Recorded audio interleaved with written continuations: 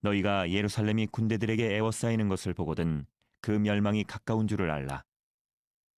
그때 유대에 있는 자들은 산으로 도망갈 것이며 성내에 있는 자들은 나갈 것이며 촌에 있는 자들은 그리로 들어가지 말지어다.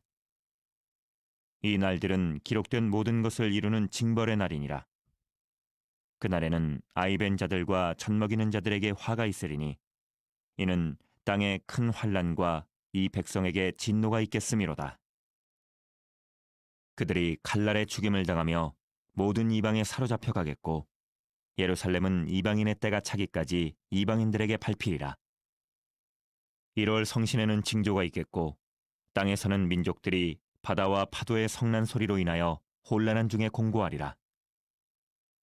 사람들이 세상에 임할 일을 생각하고 무서워함으로 기절하리니 이는 하늘의 권능들이 흔들리겠음이라. 그때 사람들이 인자가 구름을 타고 능력과 큰 영광으로 오는 것을 보리라. 이런 일이 되기를 시작하거든 일어나 머리를 들라. 너희 속량이 가까웠느니라 하시더라. 샬롬 성도 여러분, 반갑습니다. 하나님의 은혜로 새로운 하루를 출발하게 되었습니다. 약속의 말씀 기억하시고 오늘 수요 부흥 예배를 기억하시고 말씀의 잔치 가운데 온전한 승리가 있기를 주님의 이름으로 축원합니다. 저는 누가복음 21장 말씀을 증거하고 있습니다. 유대인들은 늘 마음에 생각하기를 예루살렘은 어떤 곳도 불안전하지만 예루살렘은 안전하다 이렇게 생각합니다. 바로 그것은 성전이 있기 때문이다 라는 것이죠. 성전이 존재하는 한 예루살렘은 안전한 곳이다 이런 생각을 하며 그들이 늘 예루살렘 성전을 보면서 기뻐했습니다. 그러나 오늘 본문에서 하나님께서 우리에게 말씀하시는 것은 예루살렘도 변질되고 타락하면 징벌받을 수밖에 없다라고 말씀하는 것입니다. 예루살렘이 포위되고 멸망이 임박하니까 예루살렘에 남아있으려 하지 말고 신속히 도망하라. 마치 소돔과 고모라가 멸망 가운데 있을 때 롯과 그의 가족들이 그곳을 떠나는 결단처럼 속히 도망을 쳐야 한다라고 말씀하고 있습니다.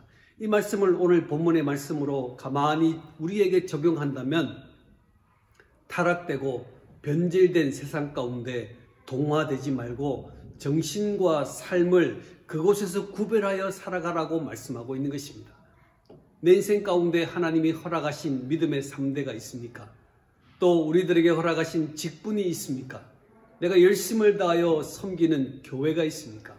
그러나 하나님께서 우리에게 말씀하고 있습니다. 그곳에서 동화되지 마라. 죄 가운데 함께 서지 말고 정신과 삶을 그곳에서 구별하여 살아가는 믿음의 존재가 되라고 오늘 이 시간 우리에게 말씀하고 있습니다. 오늘 어쩌면 저와 여러분도 거짓된 안정감 속에 빠져 있을 수도 있습니다. 나는 직분자이니까 괜찮겠지. 나는 오랫동안 신앙생활을 했으니 아무런 문제가 없겠지.